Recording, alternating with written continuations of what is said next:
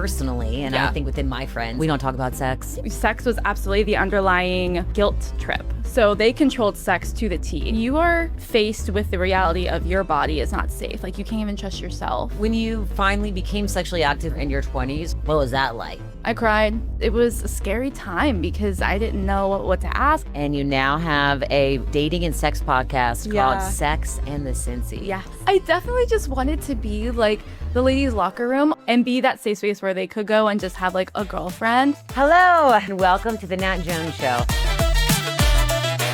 Welcome to the Nat Jones Show. Our guest this week is someone I've been looking forward to interviewing for so many reasons for a long time. A former Jehovah's Witness active member turned relationship and sex podcast host, Lolli Nicodemus. Welcome to the Nat Jones Show, girl. Thank you. I'm so excited to be here. I've been looking forward to this all week.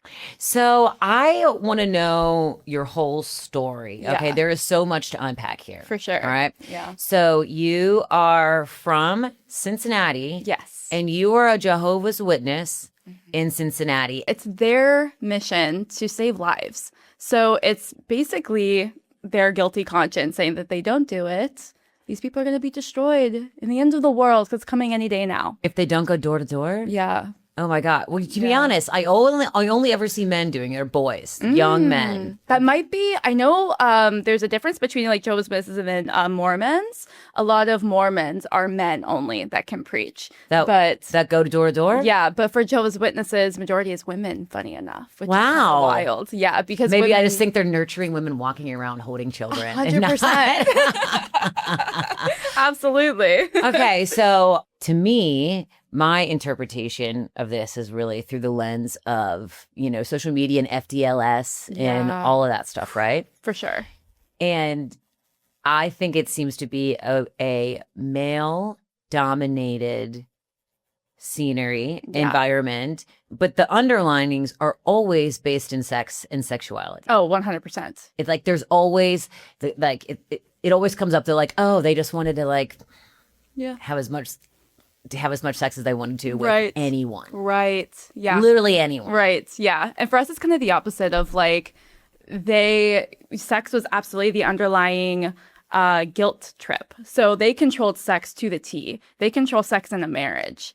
So it's pretty intense. It's very anti-sex, which is why I'm very pro talking about it. Yeah. But they even control sex within the marriage bed, which is How does that happen? They tell you what types of sex you can and can't have as a married couple. You're not even like positions and stuff. Yeah. And people actually listen. Well, I mean, how are they going to check? I mean, right? That's why I'm like, who's actually listening? How are we checking? Okay, so you, this is interesting as well. I'm from Cincinnati, and I'm from the West Side. I was born and raised Catholic, So you were born and raised into this. Were your parents in it their whole lives as well? So interestingly enough, my mom was from the age of 3. So basically, my dad became a witness around 19. Him and his best friend came at the same time into the religion. So let's also set the framework for what some basics of being a Jehovah's Witness. Yes. There are 10 million Jehovah's Witness members, active members today in essentially every country in the world. Yes. And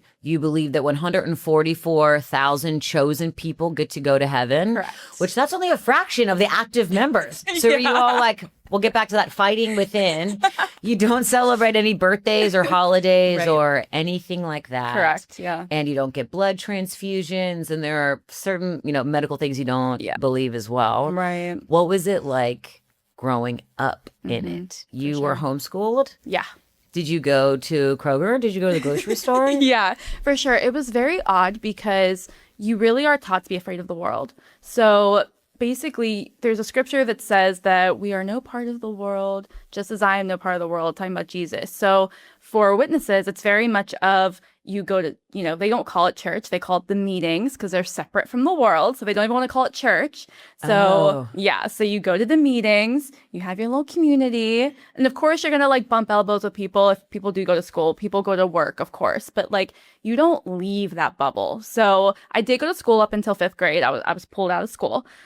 So, little birthday parties, kids in class having a birthday. I would have to remove myself from the room and go sit in the nurse's office this and twiddle my thumbs for 45 minutes while they had a little birthday party or Halloween or like whatever. So it's very isolating to be a witness because you can't socialize with anyone on the outside because they're worldly, which now I think is the highest compliment if anyone's like, oh, you're worldly. I know, it is. I'm like, thank you. It is.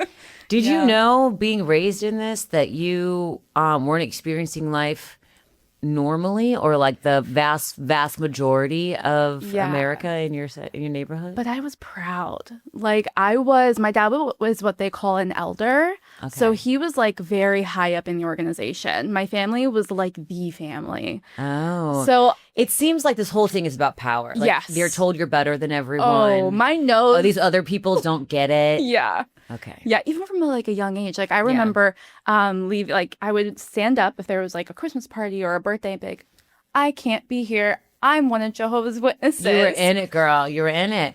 But I think there's something to be said that there are other forms of life in communities that ingrain that into you. Oh, yeah. Into you as well, but not really as damning as a Jehovah's Witness. Right. So now that you grew up in it, and like, were there parts of it that you didn't like that you felt were wrong? Yes. So specifically the LGBTQ community, like I was very much accepting of everyone. And there were, members in my congregation that it was, I babysat someone that wanted to play dress up and he wanted to get into my dresses and I would be fine with it. And I got in big trouble for doing that when my parents found out that I let him dress up in my clothes. And I remember thinking something like that is so harmless, even though I didn't even really know what that community is and what it was, because I was very, very sheltered. It was things like that. And then also just suppression. I mean, suppressing anything can be dangerous when it's a natural inclination, right? Oof, amen. Yeah. So I think just the guilt that you start to feel when you start to kind of learn about your body and learn yourself, it was like, how can this be wrong? Well, other than your coming into your own sexuality, what other things were suppressed? Yeah. Definitely just like the idea of community when it comes to the outside. Like I was able to have a community in my congregation, right? But if I were to be like, for instance, I'll give you a funny story. In 2nd or 3rd grade, I was really good friends with this girl, Abby, and she wanted to get us best friends bracelets. This is 2002. So bracelets, best friend bracelets were awesome. And my mom wouldn't, I had to throw it away. So my mom said, you can go to the store, we can make beads that says, I like Abby, but it can't say best friends, Abby. So I had to make my own version of a bracelet that said, I like Abby, not BFF. Why couldn't it say BFF or best friends? Because you're not allowed to be best friends with someone that's not a witness. Because the thing about it, too, is that, your life depends on it. So if I were to stray, then my heart could be, damaged. My heart could be, And so my life and honestly, their life depended on it, which is wild. Wow. Yeah. And everyone, okay, so your dad is an elder and your family is royalty in the Lebanon, Ohio sect of Jehovah's Witnesses. Corn. How many people were in your congregation though? About 110. So it was a large congregation for, for the area, and literally probably 10 to 20% teenagers and kids. Wow. Lots of kids. Yeah. Wow. I mean, because everyone is having the kids, obviously. For sure. Yeah. Yeah. And it's very, Lebanon's a very family-oriented town, so. Yeah, my uncle has a tree farm there. Really? Yeah, the Burning Your Tree Farm. Oh my goodness. That's so cool. I probably never went because it was probably Christmas trees. It was Christmas trees. It is Christmas trees. Yeah, right down the street from Irons Fruit Farm. I love Irons. I go every on fall. The same street. So when you started getting homeschooled, you were in the 5th grade. Yeah, 6th grade technically. All right. Yeah. How did your life change in that? Oh, this one's wild. So one of my best friends passed away in a tragic accident. So I was so sorry. Yeah, I was 12, she was 10. So, you're invincible. And witnesses don't believe in going to heaven. We kind of touched on that a little bit. They believe that 144,000 will go. The rest, when Armageddon comes and Jesus takes all of the bad people that aren't witnesses away, the witnesses will be left over to inherit a perfect world. So yeah, I know. This is insane. This is wild. This is awesome. So when she passed away, I was taken out of school, and her grandpa told me, he said, if you want to see, I don't want to say her name, but if you want to see her again, you need to get baptized. So, sixth grade, I was studying to become a baptized witness, which is a contract that says if you stray from the rules, you will get shunned. So, at 12 years old, I just want to, know that I'm going to see my best friend. Yeah. Because if Armageddon came tomorrow and I wasn't baptized, I'm not guaranteed a spot. So, this is your friend's grandfather who said this to you. What did your parents say? Same thing. I mean, just trying to encouraging me to get baptized, and it was just a very lonely and sad state of life for that sixth grade because I was pulled out of school. So I was adjusting with that on top of losing my best friend, on top of studying to get baptized and thinking like, if Armageddon came tomorrow, because it's coming any day, everybody, in case you're wondering. Any day. Any day. Any day. Have your ducks in a row. So hold on. What would happen in Armageddon? Say it happens after we're done. Yeah, absolutely. Tonight, what happens? So basically, like, imagine imagery of like fireballs and Avengers. Okay, think of like the Battle of Avengers. I remember seeing that movie and being like, that's what's gonna be like. Wild.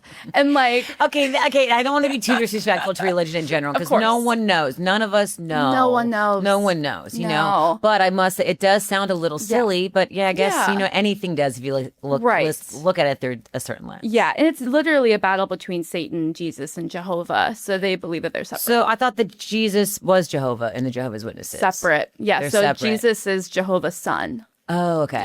Yeah. So. And Jehovah's God, which is different. Okay. Yeah. So for them, Armageddon is like there's a battle, and then anyone who is not one of Jehovah's Witnesses will be removed, destroyed, and then the witnesses will be left to fill the earth. Why are you called witnesses? What's so funny? There's these memes that are like, I'm about to do some like stuff Jehovah hasn't witnessed yet. And I honestly don't really know. There's never really been clarification of why we're Jehovah's Witnesses, but we're witnesses of Jehovah. We have seen his power. Where? I was like, when? You have to wait till the end. You have to wait till the end to see it. I know. You're not seeing it yet. Okay, so that's the fifth grade, and then obviously you're not a Jehovah's Witness anymore. Yeah. And so you left when you were how old? I was about 20 when I started to have second thoughts, and then 21 was like my official, I'm leaving. So then walk us through what happened between 10 and 20, because you were homeschooled during that time. You became a teenager. You became a woman. Yeah. And what started, matriculating in your what was happening? Yeah, absolutely. So it does honestly stem from sexual suppression, but it comes from an angle of me having to do my own research, which is very forbidden. Yeah. So around the age of, I want to say around 12 or so, I'm writing a book about this because it's so monumental to my just becoming of age kind of story. And basically, I started to do research on the Jehovah's Witnesses on my own. I had a little iPod Touch that could reach the internet. Man, iPod Touches were so cool. The simplicity of it was so great. No, it was perfect. So I had my little Razor flip phone and my iPod Touch in my pockets or whatever. But my parents didn't know it could reach the internet. So I was doing my own research without them really knowing. Were you allowed access to the internet? Family computer, But that was it? Yeah. Yeah, I never. And did your parents have strict regulations on it? Or oh my gosh, yeah. Even TV, MTV was my secret drug. Me too. I said I was raised on MTV. Yes. Although whenever I got in trouble, my mom would unplug the cable. She would take the cable box away from us, and I would steal just whenever I could sneak MTV. No, literally. So I think part of my waking up was realizing just how controlled I was and that it didn't have any room for self-expression or self-love even. I mean, I was scared to death of doing something wrong and scared to death that even though I was doing all the right things, my heart could be tainted anyway. So I wouldn't survive Armageddon even if I did all the right things. Wow. Yeah. Compassionate young lady you are. Thank you. Truly. Thank you. I appreciate that speaks volumes, and it means no surprise to what you're doing now. Thank you. Yeah, for sure. And I think the building, kind of bridge for me was having my brother. My brother was we kind of had do you remember Kik? The app Kik? No. It was a messaging app that kind of like WhatsApp now. But we would secretly talk and we would message. Because he was out of Jehovah's Witness. Correct. So we were 14. He had left. Yeah, we're 14 years apart. So he, by the time I was old enough to even know that I had a brother and what that meant, he was already gone. So, yeah. Because was he shunned? Correct. And so your mom had him later, and then they didn't tell you. Yeah. Wow. So we have the same dad. So my dad was married before, and then she left the religion, so they got divorced, and then my brother kind of went took with the him. mom. Yeah, gotcha. Yeah. Gotcha. So you're saying this now with like a beautiful, bubbly personality and confidence, dressed to the nines, however you want to. Thank you. Was this how you were then? I was so meek and quiet and mild. And I mean, yes, sir, no, sir, very much not myself. And once I started to kind of dive into who I was, that was when the floodgates opened of like, this is not right. Like the suppression of who I am just came forth. And that really happened more so in high school when, you start to recognize boys are hot. You know, you're like, wait a minute, and you can't even. And this is in your homeschool? Yeah, when well, you're being homeschooled. So our congregations, you have a lot of like, the schedule is wild. So you have multiple meetings a week. So you're constantly, meeting up with your community basically on their terms. But then you have these conventions, and conventions happen, every so often, like with months. So like if there was a boy that you liked, you couldn't wait for the convention because you would just like spot him in the crowd. You might make eye contact and you're like, oh my God. Okay. You know what? I have a former coworker who was raised in a really religious environment. Yeah. This person never said what religion it was or whatnot. And so many things that you're saying sound very familiar to this person's experience. They also like never went on vacations. They weren't allowed to go on vacations. They're only allowed to go to the or their religion convention and never went to the beach. And they were raised like 12 miles from the beach. They were never allowed to go, never allowed to get on a plane. Right. And all of this, he became like hyper sexualized though from a really young age. He wasn't allowed to drink, smoke, do anything, obviously. And wow. And that happens. Like it breeds that. And I think that's the irony of it all is the people that they are kind of like breeding underneath. Like it makes you be secretive with things that you don't even need to be secretive about. Like what? Like for instance, your outfits. So everything is very modest. Okay. So in like maybe 2009, maybe not 2010, Miley Cyrus came out with a clothing line with Walmart. Okay. Cool. Yeah. Fit and affordable. Oh my God, we love it. And there was like there was a T-shirt that she had, and it was, I don't know why we were obsessed with Britain or like the British flag and stuff back in those days, but we were. Cool. So I bought this like really cute T-shirt that was her like at the London like a telephone box or something. And I got in so much trouble because it had a flag on it. And a flag is a patriotic symbol. And like, they don't even have a cross because that would be idolization. Wait, Jehovah's Witnesses don't have a cross? They don't believe in the cross. What do you guys believe in? They believe that, well, he died on what they call a stake. So it's just like a long pole. Yeah. So burned him at the stake. Okay. Yeah. So was he like separate? Yeah. He was like, went through the stake? Like this. Yeah. Like so instead of like this, you're like this. Oh. Yeah.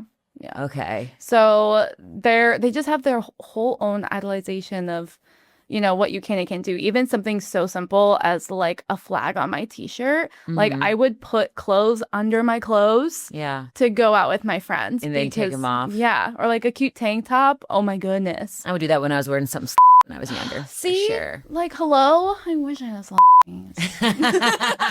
I really didn't. Good at it. I was one of those like a tomboy, but also like who wore eyeliner and shaved her legs way too early. But I was like a tomboy. Of course. Well, so this sounds like you had a really healthy. So, like, from what I hear, it sounds like you're a girl who really loved herself. Yeah. So, where did you learn to love yourself? You got to give it some kind of credit to within there and probably with your parents or whatnot. Yeah, because it really does teach you that you are in charge of your vessel to make it to they call it the paradise after everyone, is destroyed and Armageddon's over, blah, blah, blah. They call it the paradise. So, I had to be so in tune with myself because I was checking it every 5 seconds. If I saw a guy, like, there's this really, going back to Walmart, hello. There was this guy that worked at Walmart. I remember, like, the self-checkout, and I was like, oh my gosh, he is so cute. And I'd be like, Jehovah, I'm so sorry. Then I would like pray, you know? And then I would like leave with my little girl. She's like, I didn't have an impure thought. When all I thought was he was cute. So it really is just like checking yourself, and you have to be so in tune with everything that's happening. Alignment, there's nothing that alignment is a beautiful thing. Absolutely. That not everybody knows or learns Yeah. ever in life. And also, like, I'm knocking on doors from literally as a baby. You did this. Oh, yeah. I was what they call a regular pioneer. So I had to get 70 hours a month knocking on doors. Did you go to different neighborhoods other than where you were from? Yeah. So they were called territories. So you were given like a card and they mapped out all the houses that you took and Would you all go of with that. your mom or? Anyone. Yeah. So yeah, we would meet every morning and we would like divide up the cars that would go out into the different territories. Tell me one story. Yeah. That you remember from those days. Yeah. Okay. So I'll tell you, as I started to kind of begin my exit, I would go up to these doors and I would go this far from the door. And then look back at the car and be like, You'd pretend. I'd pretend to knock. Good for you. Yeah, but then one time, pretend to knock.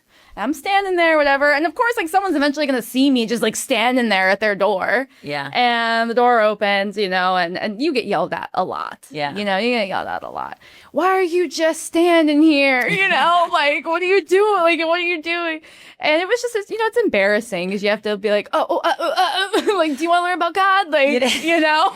Well, I find it fascinating that you said it's embarrassing because what I have always, I've seen the boys in their Bibles or Jehovah's Witnesses in their Bibles, you know, in college, for instance, going to UC in Clifton all the time. There's always somebody walking around, right?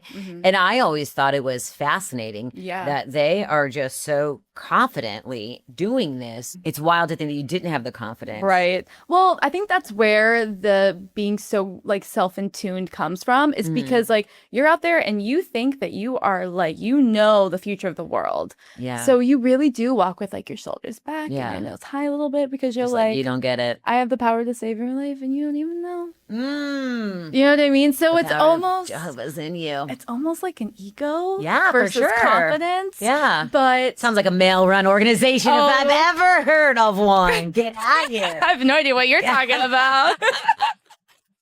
It's wild. Okay, so let's fast forward. You leave when you're 20. Okay, yeah. Okay, so tell me about the time that was leading up to your actual exit. Yeah. Because now you are shunned. For sure, yeah. And yeah. it's been how long since you have talked to your parents? It's been almost 10 years. Almost 10 years. Yeah. Yeah. I send emails, you know, to be Do they like, hey, I'm respond? alive with scriptures, you know, videos from the organization, you know, stuff like that. Yeah. So what was happening before you decided? Because you knew you were going to get shunned because you were baptized when you were 12. Exactly. So what happened leading up to you making the big leap? I had to plant seeds for sure. Okay. I didn't want to just completely whiplash my parents. So this part definitely, just like for warning for whoever might be listening, definitely has some abuse, you know, aspects in this. So just for people to be aware of. Yeah. But I basically told my parents I wanted to move out, which is a big no-no for a woman. A woman will go from her father's headship to her husband's headship. There is no in between. So I knew I'm going to exit. So I need to have an apartment because I'm going to get kicked out. I need to have a place. I was working at a clothing store making $13 an hour. On Main Street in Lebanon? Yeah. Had to figure good this out. Yeah. And so I started kind of being like, hey, I really want to get my own place, you know, and having to deal with that backlash first. And then once I told my parents, my dad said, I have the perfect apartment for you, actually. His best friend, who I grew up with all around my whole life, we were really close to. He has a mother-in-law suite in his home. $200 a month, music to my ears, you know, just water his plants, you know, but you'll have your own little kitchenette, little bedroom, perfect. And you won't be under my headship anymore. And they were okay with this? Mm-hmm. Yeah. So after, you know, lots of discussions. So this time I am secretly talking with my brother. And I was like, Ryan, you know, I got the place, you know, and I told him, I'm like, it's going to be at this person's house. My brother stops me and he says, how much do you need to get an apartment? And I was like, or how much do you have saved up? And I was like, I don't know, like $1,600 maybe. $1,600? Yeah. It's a lot for a 20-year-old. Exactly. And he goes, I'll match what you have right now.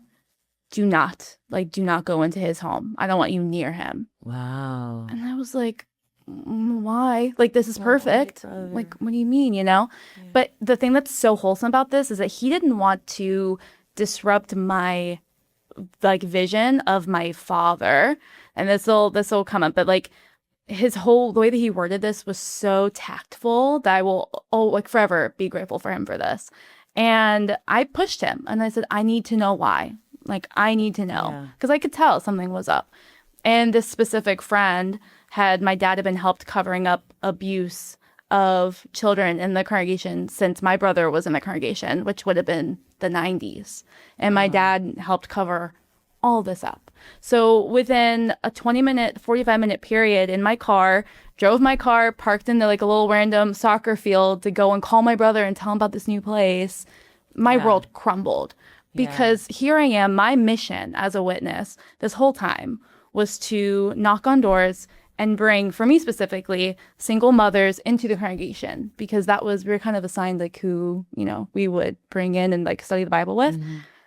How could I be bringing single mothers and children into a place where abuse is covered up? Wow. And did you have anyone to talk to about this? And that was the wild thing. Other than my brother, I didn't have anybody. I mean, I couldn't. I definitely wanted to, but I didn't know how. I needed to come up with that plan. This was really all you knew, and you had to have found some joy in it. It was your life. So how heartbreaking was it to realize that what you believed forever wasn't exactly what you thought it was? It was crumbling. And the thing that's kind of interesting is that my move out plan was my exit plan to live a double life.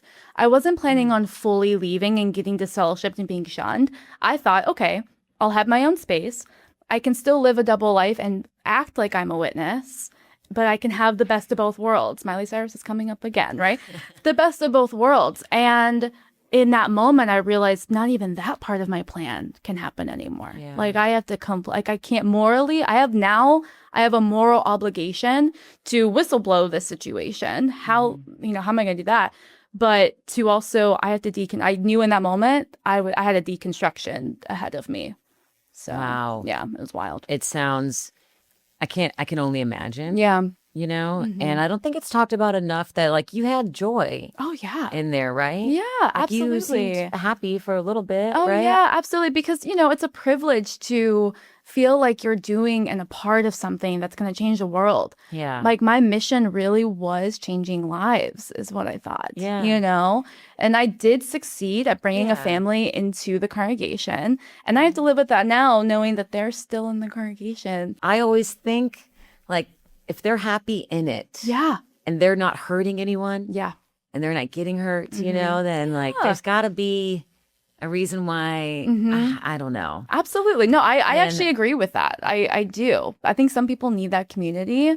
I think where I have the issue with witnesses in particular is the recruitment. Like they're recruiting. They're recruiting people. Well, and then you find out about abuse, which I don't. Yeah, that's terrible. Yeah.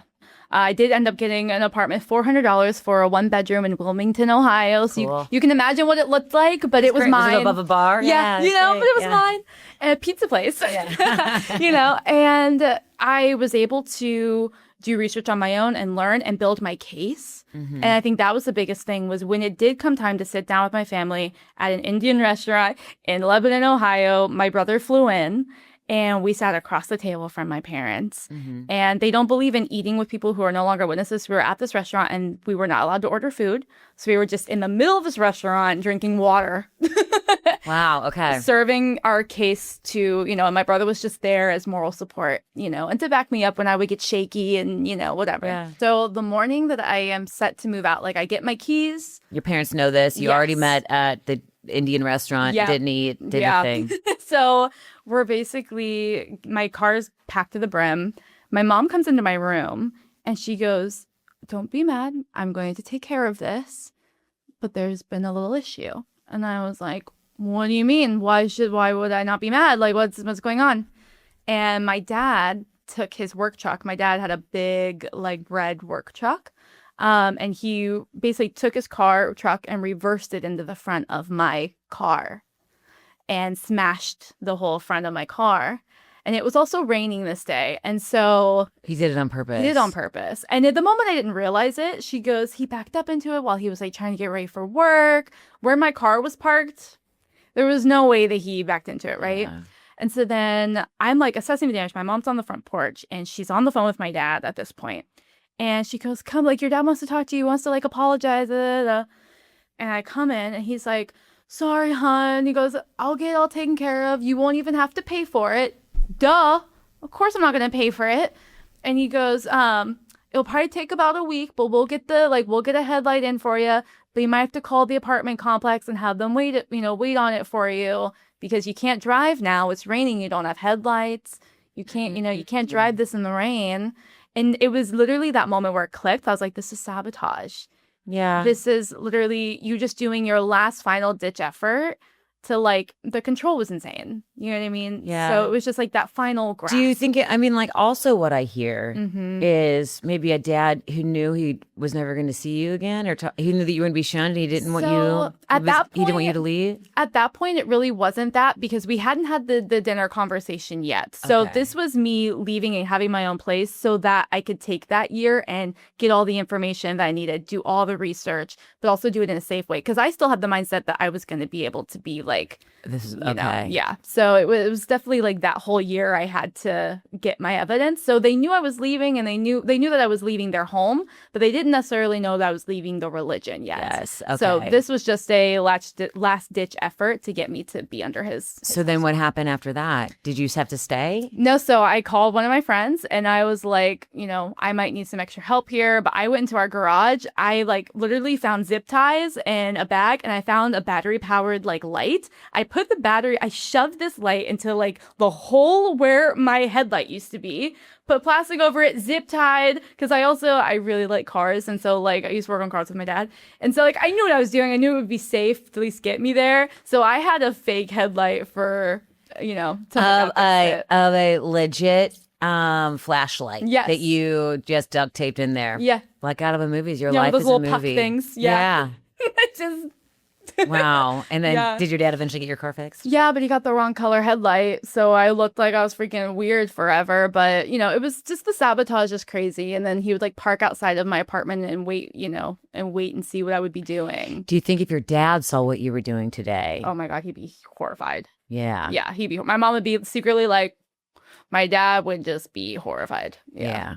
Can you imagine? Fine. Part of the reason why my name changed is because it was very dangerous for me. So Lolli Nicodemus is not your first name, not your birth name. Is it on your IDs now? And I'm working on that. I also want to change my last name, but I think I'm going to try and do that. But your last name is so much harder than your first name. Yeah. So I need to get that figured out. But I do want to hopefully change both eventually. All right. So how old were you when you left? You're 20? Yeah, 21. And then how old are you now? I'm 30, but about to be 31. Well, congratulations. Thank you. So it's been 10 years. What happened when you first got out? That's got to be a tough transition. Yeah. Did you know anyone on the other side? No. On the rest of the world? Right. It was very odd. I had one buddy who I grew up with, like from birth. His dad and my dad were good friends. I reached out to him and we met up at a Barnes and Noble, like right before close.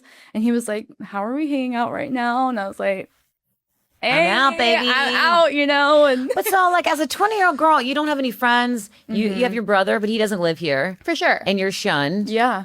What do you do? Literally. Like, how did you do that? It's wild. Did you get a job? And you were in Wilmington, so that's how far from Lebanon? Yes. So Wilmington's about 25 to 30 minutes, and I worked in Mason. So I had like my little Subaru, and I was making no money. I worked at a design print shop, 15 hours a week. We were all broke when we were 20. Yeah, and I didn't have a full-time job because you're not allowed to go to college. Yeah. You're not allowed to pursue like any extracurricular activities. So I had no skills. Yeah. So I was just taking anything that anyone would give me. So fast forward a couple years, you now live in downtown Cincinnati. Yes, I do. You have your own marketing agency and social media marketing agency, and you now have a dating and sex podcast called Sex and the Cincy. Yes. Which I love. Thank you. Once I heard this, I was like, how has this not been done before? I know. I was so surprised. Amazing, because you did finally eventually watch Sex in the City. Yes. and which is the best show Oh my of all God. time. Yeah. I'm a little bit older than you, and I have watched the whole series from to back at least 4 different times. Yeah. And I watched it in my teenage years, my 20s, and my 30s, and now I'm 40, whatever. And it's different every time you watch it. Yes. So rewatch it because you change so much, and you grow and you mature. And I feel like some things that I used to connect with, and it all just changes and evolves. So I think it's a staple for women forever. It is. It helped so me leave honest. my relationship. I was in a relationship for 5 years. Wow. And it helped me leave. How was that? What kind of people were you attracted to right after leaving there? Because you only know what you know. My father, apparently. That's what everybody does. Everybody. Yeah. So what's interesting is that So is he the head of a church? he should be. I mean, tell you, right? The church of himself.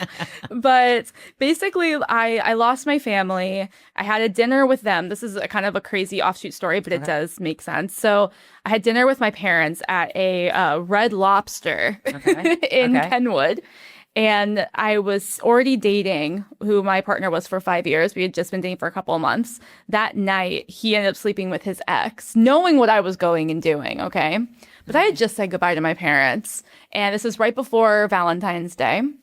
So I find out that he cheated on me that night of all nights while he's also rubbing my back after comforting me. All dudes. That, yeah. Dudes. But I stayed with him for 5 years because I had just lost everything. And his mom really took me under her wing because she knew what I was going through. So and I was a mama's girl through and through. Yeah. So then I had like a little mother figure. I couldn't lose everything. That's what I'm thinking, that your brain was so supple. You really didn't know too much. No. But you knew that everything that you once knew was wrong. Exactly. And now you're thrown out into the wild west of Wilmington, Ohio. Oh my goodness. And you're a woman. Yeah. Like, you're not but you're old enough that you're supposed to know these things you don't know. Absolutely. So then you have to figure it out. Yeah, like kick a man to the curb. Yeah, with lack of education, Yes. which is really, it's really hard. Yeah, which is why the podcast is so important to me, because I want people to have these conversations on how to even break up with someone properly or how to not ghost. Honey, I think no matter how you're raised, that's hard till the day you die. Exactly.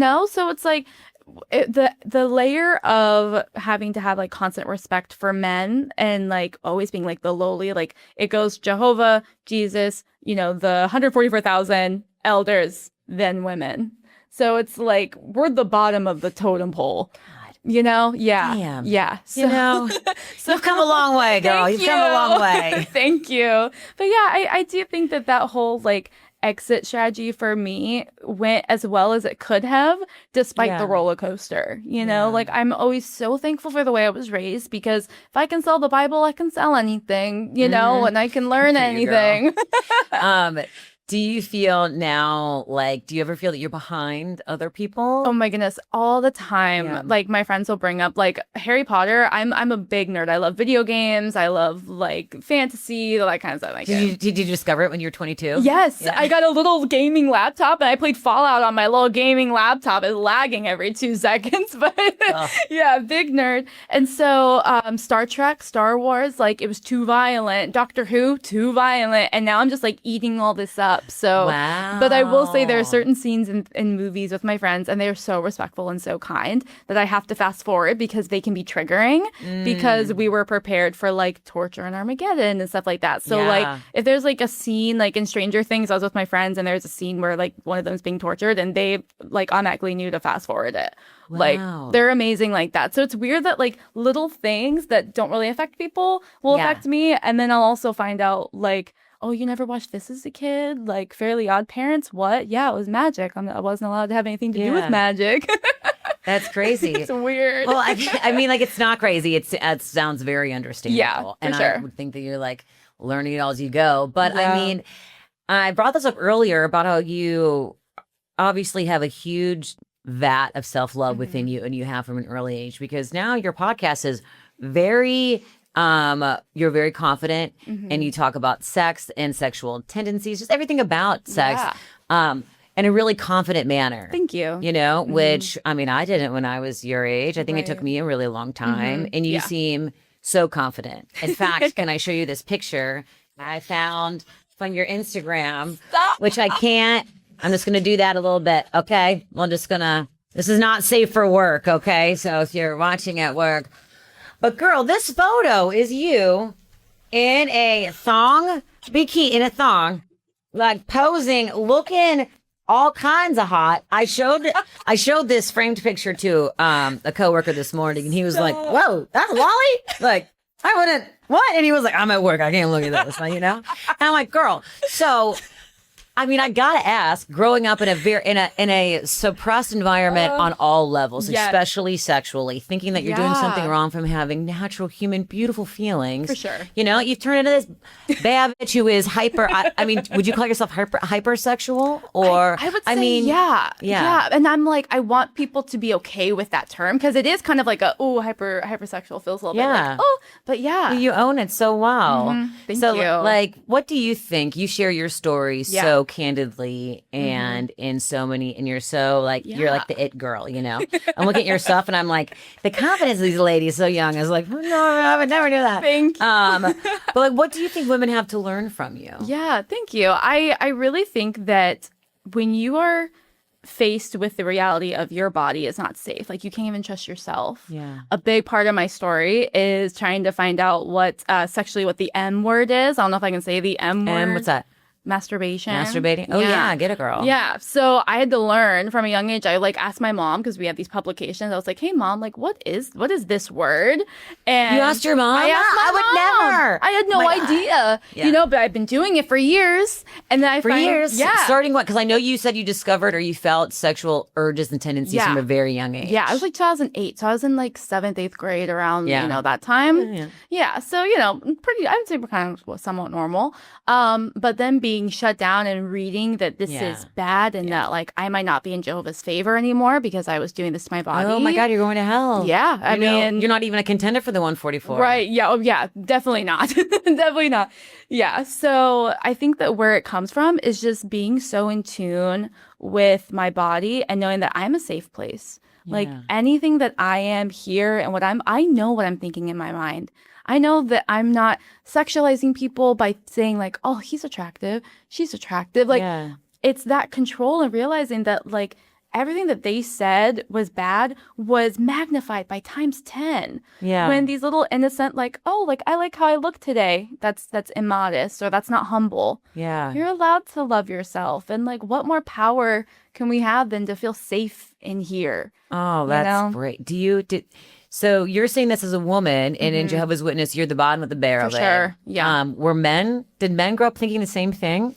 Like a 13-year-old boy who's going through 13-year-old boy things? Does he think that what he's going through is wrong? So women, we were literally told I remember this from age like 11, like little. And I'm already mad. I'm already fuming. Yeah. And actually, you know what? This is 12 because it was right after my friend passed away. I was at the Kingdom Hall. And one of the older elders, so he's probably like in his 70s, comes up to me and he pulls me aside. And he said, you need to be aware that you're getting a woman's body and you're going to stumble your brother, which means like, you know, the other men in the congregation, if you keep dressing the way that you're dressing.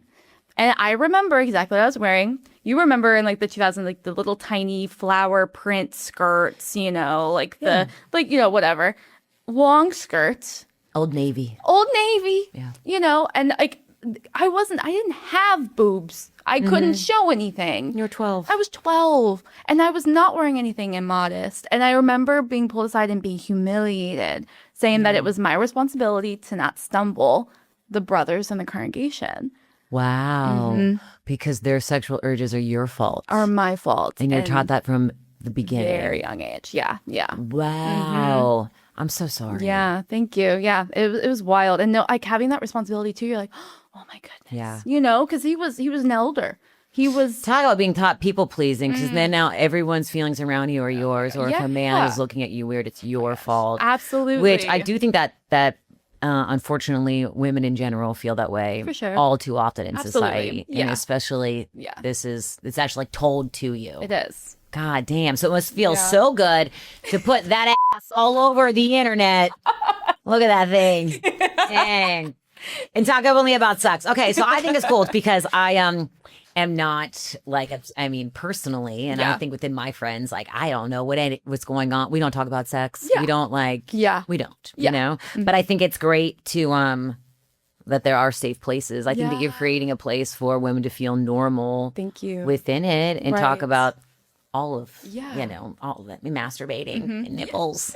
Oh my God. And nipples and the awkward things that happen, like Yeah, for those are all sure. things. Well, so when you finally became sexually active when you were in your 20s, what was that like? I cried. Yeah. I cried. Yeah. And I also I was kind of in that collecting my information to present to my parents stage as well. So I was kind of living a double life for a hot minute, and I went to the La Quinta Inn in Kenwood. Okay. Right by Hooters. Proud of that one. Okay. And hid my car behind a parking lot. And I had a DIY thong. I went to Michael's, bought some scissors, cut up some underwear. Yeah. And that was that, and that was like my first experience with a boy that I really did, he was one of my first loves. So thankful for that. But yeah, it was a scary time because I didn't know what to ask. I didn't know what to expect. Have you found yourself in like precarious situations because you didn't know any better? And yeah, but I was also very scared. I had a lot of anxiety. So by the time that I was officially excommunicated and I started casually dating this guy, we casually dated for like a year. Sorry, maybe that's not loud, but I'm just like, I hear you, girl. I hear you. Yeah. And there were questions that he helped me so much with, like, hey, have you thought about this? Like, do you know? Like, he was so thoughtful on being like, can we talk about the type of birth control that you are on, so that I know what you're doing, and you know what I'm doing. Can we have the talk about what happens if something did happen? And that was so educational for me, and the perfect person to though experience that with. Oh wow, great. Yeah, because I did have a safe space where I could be like, I don't know what to expect. I don't know this stuff, and I didn't want to just go to Google for all of it, Yeah. So it was helpful having that side of things. But so when you started your podcast, did you come into it like, I am now a sexual goddess? Like, definitely, world, listen to me. I'm going to tell you everything that you need to know. I definitely just wanted to be like the ladies' locker room. Also for the friends who are in those friend groups where maybe they do want to talk about sex, but they know their friends might be just a little bit more like, not really wanting to talk about it, and be that safe space where they could go and just have like a girlfriend or to ask questions. In my mind, I'm building a community of men and women and in between of anybody who wants to just come and sit down with me and just vent. About dating, about relationships. Oh, that's wonderful. Yeah. So I was gonna say, what do you think people get wrong about you in the mission that you're on now? Oh, that's a really good question. I think that a lot of people just assume that I'm out here having like this amazing dating life. I'm very much a homebody. Yeah. I love like my cozy comfies. I go home, I get my shower, I'm in my jammies by 9:00. I got my snacks. Like I don't date often. So like this year, I've probably been on 2 or 3 dates with like different people. Yeah. But it has really nothing to do with me like not liking dates. I do. It's just that Well, speaking of dating, do you date religious people at all? no. Not at all. Not No. even if they're like, do you like Jesus? I don't mind Or if they like are Christian, that's fine. But there's just a lot of things that are triggering for me. Like I don't want to go to church with your family on Easter and whatever other days that you go to church. I've never been inside of a church. Never a Catholic church or anything? I've never been inside of one. And Wow. when I had a cousin that passed away and his funeral was in a church, and then when we were witnesses, we literally wouldn't even go into the parking lot of a church. We waited outside. We drove all the way to New York. Oh, is that like lava? It's like the floor is lava. You gotta get out of there. One time we accidentally pulled into a church to turn around on vacation, and we had to say Jehovah's name out loud, like all of us as a family, because we didn't want demons to follow us. That's probably why you really like video games now. It sounds like a video game.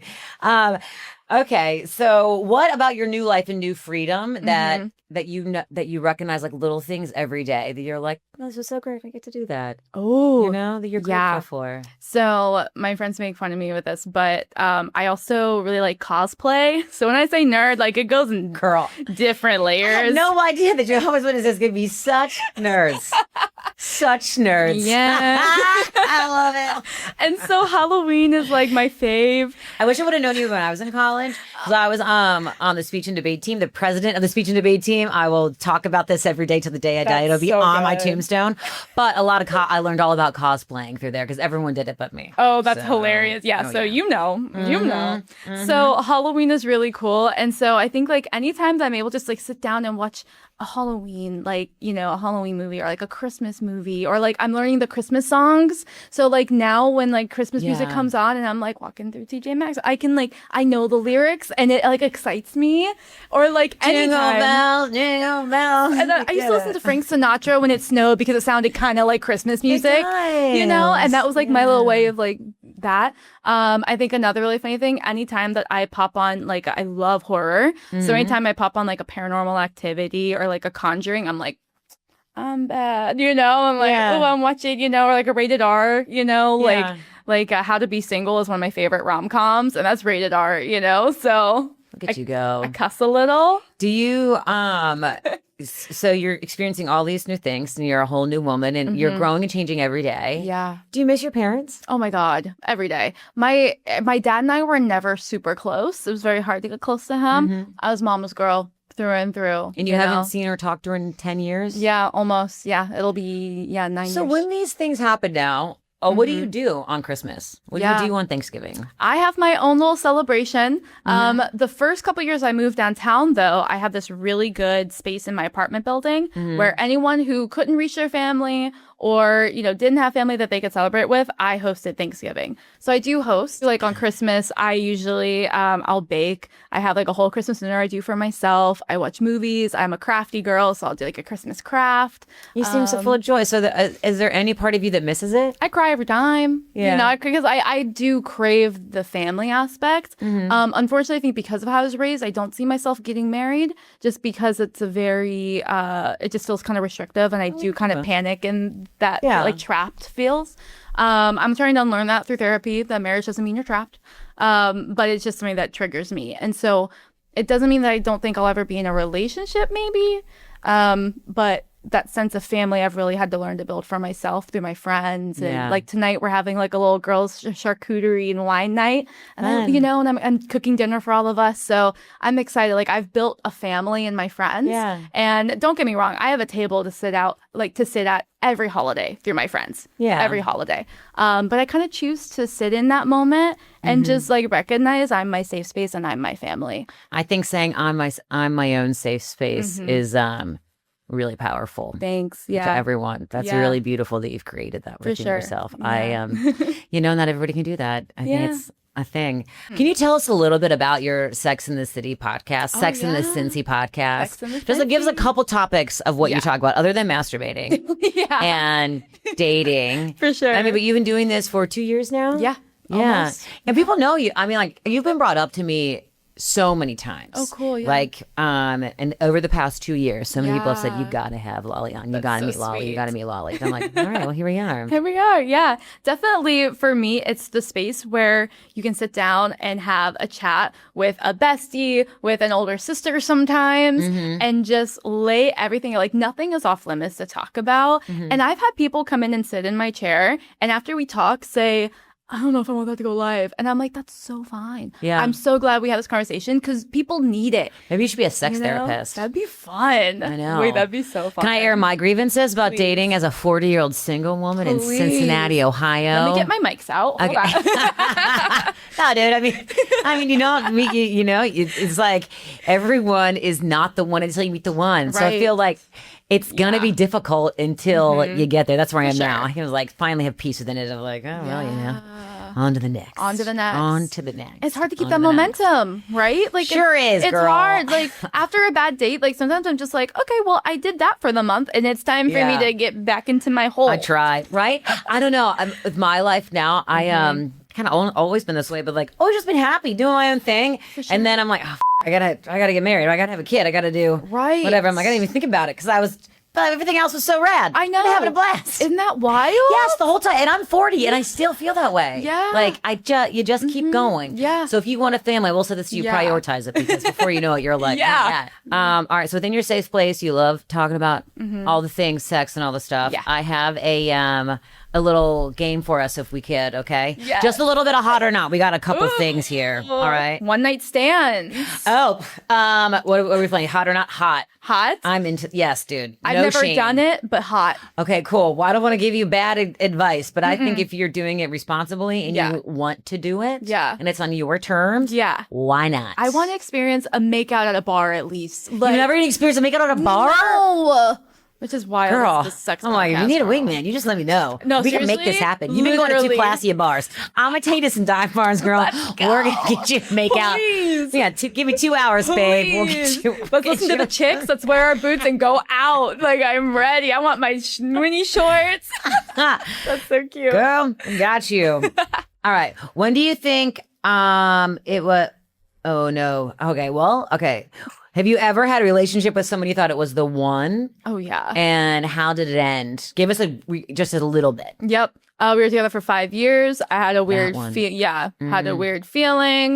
Went to his computer, and the whole 5 years he had girls on the side. Ooh, I had a guy like that too. The guy I gave my V card to. Oh, thank you very much. come It was on. heartbreaking. I was 20. Oh, you know. I'm so sorry. You go back. All right.